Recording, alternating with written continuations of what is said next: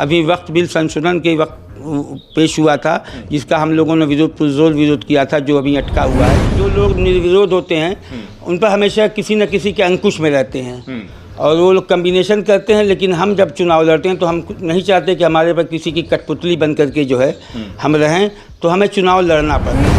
जिन लोगों को हम सिलेक्ट करके चुन के भेजते हैं वो लोग करते कहाँ कि अधिकारी के बगल में बैठ के कुर्सी पर बैठ जाते हैं, उनके आदमी हो जाते हैं। हम अधिवक्ताओं की वो नहीं सुनते हैं। हम चीखते रहते हैं, चिल्लाते रहते हैं, लेकिन चुने हुए हमारे व्यक्ति, चुने हुए हमने अध्यक्ष बनाए, हमने मंत्री बनाए, लेकिन ये जीत जाने के बाद अधिकारी के बगल में बैठते हैं। और जब तुम अधिकारी के बगल में बैठोगे तो हम अधिवक्ताओं की क्या बात सुनो। तहसीलों की हालत बड़ी जर्जर थी, किसी कोई फंड नहीं था, तो हमने उसके बाद वकालतनामा का शुरुआत की। और उसके बाद आज जहाँ तक हमको ये जब आया तो 10 लाख हमारी आमदनी हमारे बार में आ चुकी है। तो वो शुरुआत हमारी लोकसभा में, राज्यसभा में सब जाति के आधार पर था, जो कि गलत है, जो कि संविधान के विरुद्ध है। गवर्नमेंट की स्कीमें भी आती हैं लेकिन उन लोगों तक नहीं पहुंच पाती हैं जो लोग उस लायक होते हैं। बिचौलिया बीच में खा जाते हैं, दलाली से, भ्रष्टाचार से पड़ा हुआ है।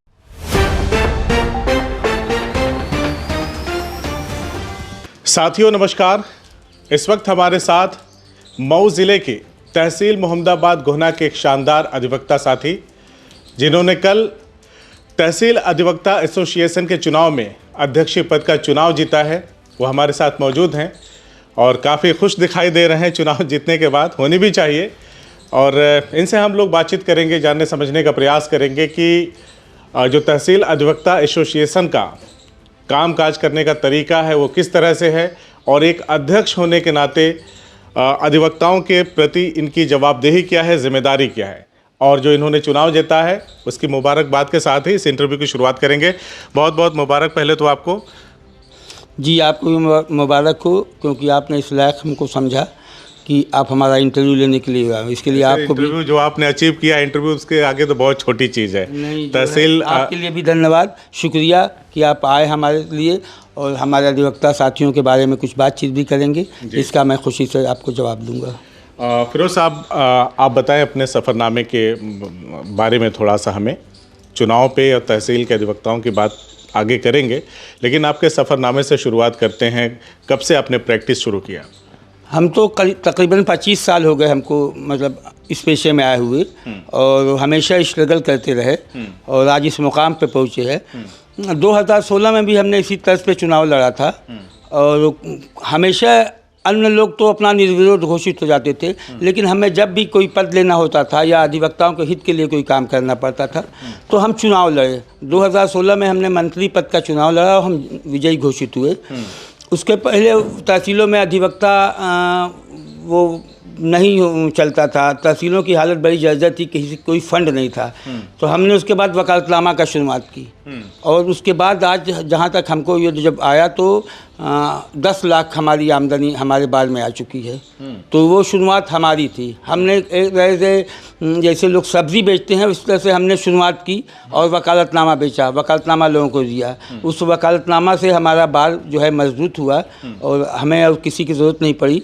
और इस वक्त वर्तमान समय में या बीच में जो लोग भी थे वो उसका विकास करते चले गए और इस वक्त अपने पीक पर है। आपने एक बात कही कि बहुत सारे लोग तो उनका चयन हो जाता है, मनोनयन हो जाता है, लेकिन आप चुनाव लड़कर की अपनी जिम्मेदारियों को लेते हैं, तो ये कहानी क्या है, थोड़ा सा बताइए। ये जाति मतगणना पड़ती है, किसी किसी को मिलाया जाता है, लेकिन हम हमेशा, और जो लोग निर्विरोध होते हैं उन पर हमेशा किसी न किसी के अंकुश में रहते हैं और वो लोग कम्बिनेशन करते हैं। लेकिन हम जब चुनाव लड़ते हैं तो हम नहीं चाहते कि हमारे पर किसी की कठपुतली बन करके जो है हम रहें, तो हमें चुनाव लड़ना पड़ता है और हमें सब लोग वोट देते हैं। यानी जो निर्विरोध होते हैं कहीं ना कहीं किसी के है ना, किसी के चंगुल में या किसी के दबाव में और किसी के उसमें रहते हैं, और वो चुनाव की मज़ा भी नहीं था। एक पक्ष उनको सपोर्ट करता है, एक पक्ष उनको सपोर्ट करता है, कुछ जाति हिसाब से, जो कि हमें पसंद नहीं आता है।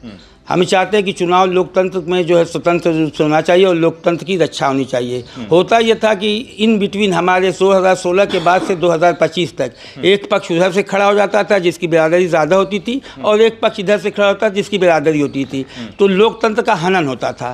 तो लोकतंत्र को बचाने के लिए हम इस बार चुनाव मैदान में उतरे और हमें सब लोगों ने सपोर्ट किया। और अधिवक्ता भी चाहते थे कि ये तो जो है लोकतंत्र का हनन हो जाएगा, बिरादरीवाद पर चुनाव अगर लड़ा जाएगा तो जिस बिरादरी की संख्या ज़्यादा रहेगी वो अध्यक्ष रहेगा, जिस बिरादरी की संख्या कम रहेगी वो मंत्री रहेगा, बाकी अधिवक्ताओं का तो कोई वजूद नहीं रहेगा।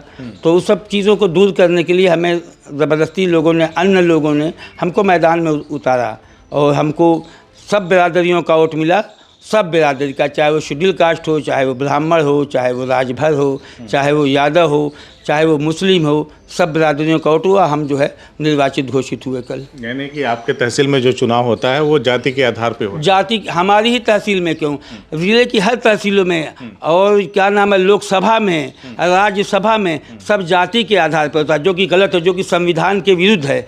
अच्छा आदमी जो है उसका कोई वजूद नहीं, बिरादरी में कोई भी किसी को भी खड़ा कर दिया जाए, चाहे लोकसभा हो चाहे उसको वोट देना है। तो हम जात बिरादरी से हट करके ये चुनाव लड़े थे और अभी भी लोकतंत्र जिंदा है।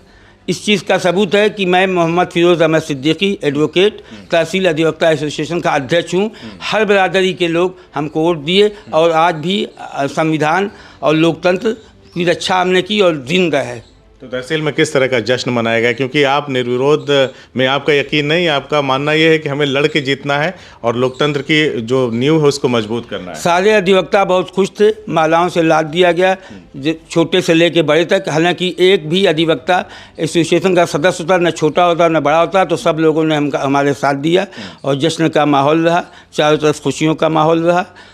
कल दिन भर ये सब चलता रहा और उसके बाद फिर जो है अभी हमने शपथ नहीं लिया है और अन्य लोगों से मिलजुल करके जो और भी हमारे लोग हैं, क्या नाम है, मंत्री हों और उपाध्यक्ष हों, सह मंत्री हों, अब बैठ के आपस में बातचीत करेंगे। उसके बाद जो है शपथ ग्रहण का एक डेट फिक्स होगी, उसके बाद जो है अंदाज। आपने 26 साल पहले तहसील में प्रैक्टिस शुरू किया और आप वर्तमान में अभी अध्यक्ष हैं, कल चुनाव जीता है आपने, तो इस 26 साल में क्या क्या दुश्वारियों का सामना किया आपने?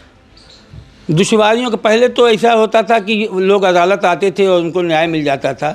हर जगह हर विभाग में तो ऐसे लगता है कि जो भी अधिकारी या कर्मचारी बैठे उस पर किसी का कोई अंकुश नहीं है। जो बीमारी, भ्रष्टाचारी, दलाली, उसको हम जो है उस वक्त अपने पीरियड में भी हमने ख़त्म किया था। और अब चूँकि मैं अध्यक्ष हूँ और सारे अधिवक्ताओं की जिम्मेदारी मेरे ऊपर है, अधिवक्ताओं की जिम्मेदारी के साथ साथ अधिकारियों की भी है, समाज के उन लोगों की हो जो अंतिम पायदान पे पहुँचे हुए हैं, तो मैं ये कोशिश करूँगा कि अपने उनको न्याय दिलवाने के लिए मैं पूरी कोशिश करूँगा। समाज के अंतिम छोर पर बैठे व्यक्ति को भी न्याय मिलना चाहिए। गवर्नमेंट की स्कीमें भी आती हैं लेकिन उन लोगों तक नहीं पहुंच पाती हैं जो लोग उस लायक होते हैं। बिचौलिया बीच में खा जाते हैं, दलाली से, भ्रष्टाचार से पड़ा हुआ है। एक जगह की अपनी यहाँ के नीचे स्तर की क्या बात, ऊपर से लेकर नीचे तक। लेकिन मैं ये कोशिश करूँगा कि न्यायपूर्ण कार्य किया जाए और शपथ पत्र ग्रहण में मैं एसडीएम से और जो भी अधिकारी रहेंगे उनसे कहूँगा कि जो है पारदर्शिता होनी चाहिए।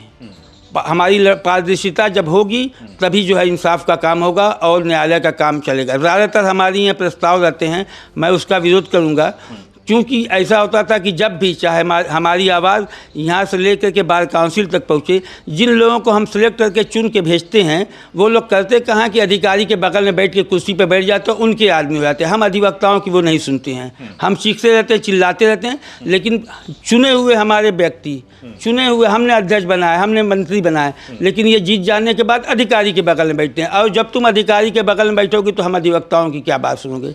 इसके पहले भी हमारे एक दोस्त ने हमारा इंटरव्यू लिया था। हमारा ये मैनिफेस्टो है कि हम चुनाव जीत जाने के बाद हम उन अधिकारियों के बगल में नहीं बैठेंगे, हम अपने अधिवक्ताओं ने जो हमको चुना हम उनके बगल में बैठेंगे। होता ये था कि जब भी शपथ ग्रहण या कोई मीटिंग होती है तो एसडीएम की, तहसीलदार की, अन्य अधिकारियों की, उसके साथ अध्यक्ष मंत्री की कुर्सी लगती है। तो जब आप अधिकारियों के बगल में बैठेंगे तो आप अधिकारियों के गलत कामों का विरोध कैसे करेंगे। तो हम तो नहीं बैठ पाएंगे। हमने अपने मैनिफेस्टो में भी कहा था कि इस बात को कि अगर मैं चुनाव जीतूंगा तो निष्पक्षता के लिए ये आवश्यक है कि मैं, जिन भाइयों ने हमको चुनाव भेजा है, मैं अलग किनारे नहीं रहूँगा। मैं जो हूँ अपने अधिवक्ता भाइयों के साथ में बैठूंगा, उन्हीं के बीच में। वो इसलिए कि अंगूर के दाने जो होते हैं टूट जाने के बाद कुछ उनका वजूद नहीं था, गुच्छे में ही उनका वजूद है। तो मैं उस गुच्छे को बरकरार रखूँगा। अगर मेरी आवाज़ उन लोगों के लिए, ख़ास करके जो लोग चुनाव जीत जाने के बाद अधिकारियों के बगल में बैठ के अधिकारियों की भाषा बोलते हैं, वो होशियार हो जाएं। अब नया समाज आ गया है, आप अधिवक्ताओं ने आपको जिताया है तो आप अधिवक्ताओं के हित की बात करिए, आप न्याय इंसाफ दिलवाइए, दलाली या घुसखोरी से दूर रहिए। ये थोड़ी ना कि चुनाव में आप जीत गए हैं तो आप जो है बैठ करके अधिकारी की भाषा बोलेंगे। आप अधिवक्ताओं की बात बोलिए, जो वादकारियों की बात बोलिए और अपने हक और इंसाफ और अपनी ईमानदारी की बात करिए। फिरोज साहब, आपकी बात मैं सुन रहा हूँ, काफ़ी क्रांतिकारी विचारधारा के आप व्यक्ति हैं। सामंजस्य कैसे बैठेगा उन लोगों के साथ आपका जो निर्विरोध चुन करके आए? सामंजस्य बैठेगा, वो तो हमारे अपने लोग बाग हैं और हमारे उस पद पे कोई लड़ाई नहीं होती है। अमूमन लोग बैठ जाते हैं और जो लोग चुन के आए वो हमारी एक टीम है, उस टीम के हम लीडर हैं, लेकिन वो लोग भी उसमें एक कड़ी हैं। तो बगैर उसको मिलाए हुए इस काम में जो है दिक्कत उठानी पड़ेगी, लेकिन वो हमारे साथ हैं। हम उनकी ही भाषा बोल रहे हैं।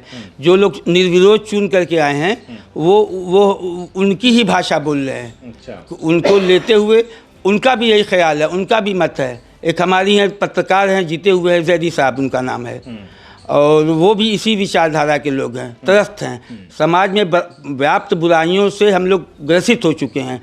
तो वैसे तो विरोध करने से कोई असर नहीं पड़ता था, लेकिन अब अगर किसी मंच से, किसी पद से अगर किसी गलत चीज़ का विरोध किया जाए तो उसका एक मायने होता है। इंशाअल्लाह उसमें हम कामयाब होंगे। दो लोगों के मध्य में चुनाव हुआ, आपने बताया हमसे इस वीडियो को शुरू करने से पहले कि दो लोगों के मध्य में अध्यक्ष पद का चुनाव हुआ और आप पे आपके साथियों ने भरोसा जताया और आपको चुनाव जिताया। तो अपने उन साथियों को किस तरह से शुक्रिया अदा करेंगे आप, जिन्होंने आपका इस चुनावी समर में साथ दिया? हम उन साथियों का भी शुक्रिया अदा करेंगे और बहुत बहुत शुक्रिया अदा करेंगे, उनके हम आभारी रहेंगे। लेकिन हम तो अब वर्तमान समय में हम 57 वकीलों के अध्यक्ष हैं, तो हम सबको साथ लेके चलेंगे। चुनाव के पीरियड में तो होता था कि वो विरोधी हैं, ये विरोधी हैं, लेकिन चुनाव जीत जाने के बाद खेमाबाजी नहीं होगी। नहीं, खेमाबाजी एकदम नहीं होगी। वो हमारे साथ हैं, हमारे भाई बरादर हैं। हम उनको लिए बगैर कोई कामयाबी भी नहीं हासिल कर पाएंगे, कोई गुटबाजी नहीं होगी। हालांकि हैं लोग चाहते हैं, जो लोग उनको मुँह की खानी पड़ेगी। वो सब हमारे भाई हैं। जो हारे हैं वो हारे नहीं है, लड़े हैं, और जो जीते हैं वो जीते नहीं, बराबर इक्विवेलेंट है। इसलिए ऐसी कोई बात नहीं, हम उनको सबको साथ में लेके चलें। कोई खामियाबी, कोई अधिवक्ताओं का जो संघ होता है या अधिवक्ताओं की जो यूनिटी होती है वो सरकार तक को झुका देती है। बहुत सारे मामलों में हमने देखा, और बहुत सारे मामलों में अधिवक्ताओं की सरकार से अभी भी ठनी हुई है। मामला तो चल ही रहा है। तो अधिवक्ता हितों की रक्षा के लिए किस तरह से आप संकल्पित हैं? अधिवक्ता हितों की रक्षा के लिए, चूँकि हम 2016 में जब मंत्री पद पर चुनाव लड़ के जीते थे, तो शुरुआत थी और हमको अपने पद का उतना ज्ञान नहीं था। लेकिन आखिर वक्त में हमको एहसास हुआ कि हम किस पद पर हैं, और हमको एहसास हुआ, लेकिन तब तक देर हो चुकी थी। हमारी आवाज़ ये हमारी आवाज़ जो है वो हमारी तहसील की आवाज़ नहीं है, ये bar council of Uttar Pradesh की आवाज़ तक जाएगी। हम इस वक्त अगर हम अध्यक्ष हैं तो अध्यक्ष के पद पर हमको बहुत शालीनता से और बहुत संयम से जो है अपना बयान देना चाहिए। लेकिन आपने पूछा तो बयान देते, हमारी आवाज़ ये हमारी आवाज़ नहीं है, ये बार काउंसिल ऑफ इंडिया तक ही। अगर हम एक आवाज़ देंगे तो ये पूरे उत्तर प्रदेश तक जाएगी, और बार काउंसिल ऑफ इंडिया से जो भी दिशा निर्देश होगा उस पर हम अमल करेंगे। अभी वक्त बिल संशोधन के वक्त पेश हुआ था, जिसका हम लोगों ने पुरजोर विरोध किया था, जो अभी अटका हुआ है। तो हम लोग को विरोध करने की वजह से ही वो रुका हुआ। उस दिन पूरे हिंदुस्तान में और ख़ास करके मोहम्मदाबाद मऊ जनपद में हम लोग ट्रेजरी को ठप कर दिया था, रजिस्ट्री ऑफिस को हम लोगों ने ठप कर दिया था। तो हम सब एक हैं, उसमें कोई चुनाव भले ही हम लोग अलग अलग लड़े, लेकिन हमारी एकता अखंडता है और हमेशा बरकरार रहेगी। अब आपने वक्त बिल की बात कर ही दी है, तो मैं सुप्रीम कोर्ट में मामला है तो मैं आपसे उसका सवाल ले ही लेता हूँ। कितना भरोसा है कि आप लोग जो विरोध कर रहे हैं, आप लोगों के पक्ष में सुप्रीम कोर्ट का फैसला आएगा? हमारे पक्ष में सुप्रीम कोर्ट का फैसला अवश्य आएगा, क्योंकि सारी मीडिया और सारे चैनल कुछ बचे हुए हैं। उनको हम ही नहीं कहें कुछ बचे हुए हैं, प्राइवेट हैं तो बचे हुए हैं। सारी मीडिया, सारे चैनल धराशायी हो चुके हैं। लोकतंत्र के इस ज़माने में एक वकील ही एक लोग बचा हुआ है जो स्तंभ रुका हुआ है। बाकी हमको नहीं लगता है कि कोई सरकार का विरोध करे। जो सरकार का विरोध करता है उसके साथ क्या होता है ये आपको भी मालूम है, सबको मालूम है। एक सिंगल वकील एक समाज का ऐसा स्तंभ है जो बचा हुआ है, और अगर गलत कहीं भी काम होगा हिंदुस्तान के अंदर कहीं भी किसी भी मामले में, तो वह अधिवक्ता ही समाज ऐसा बचा हुआ है जो लोकतंत्र का स्तंभ बचाए हुए है। साथियों, हमने बातचीत किया मशहूर एडवोकेट फिरोज़ साहब से, जो अभी कल ही अध्यक्ष पद का चुनाव जीत करके आए हैं, और तहसील मोहम्मदाबाद जो मऊ ज़िले की तहसील है, वहाँ पे अध्यक्ष के पद पे इन्होंने चुनाव जीता है, और इनके सारे साथी खुश हैं। और ये लगातार इन्होंने अपने बयान में एक बात कही कि मैं अधिवक्ताओं का हिमायती हूँ, शुरू से रहा हूँ, और होना भी चाहिए। एक अध्यक्ष को अपने लोगों की जिम्मेदारी उठानी ही चाहिए। क्या कहना चाहते हैं आप, कमेंट करके बताइए। इनको बधाई दीजिए क्योंकि इन्होंने चुनाव जीता है। इस पूरी बातचीत पे आपका क्या कहना, हमें कमेंट करके बताइए। बाकी सर, हमसे बातचीत करने के लिए बहुत बहुत शुक्रिया आपका। Thank you. CIB India news की सभी खबरों को देखने के लिए लाल रंग की बटन को दबाकर चैनल को सब्सक्राइब जरूर करें, घंटी जरूर दबाएं ताकि हमारी सभी खबरों के नोटिफिकेशंस आप तक पहुंचते रहें।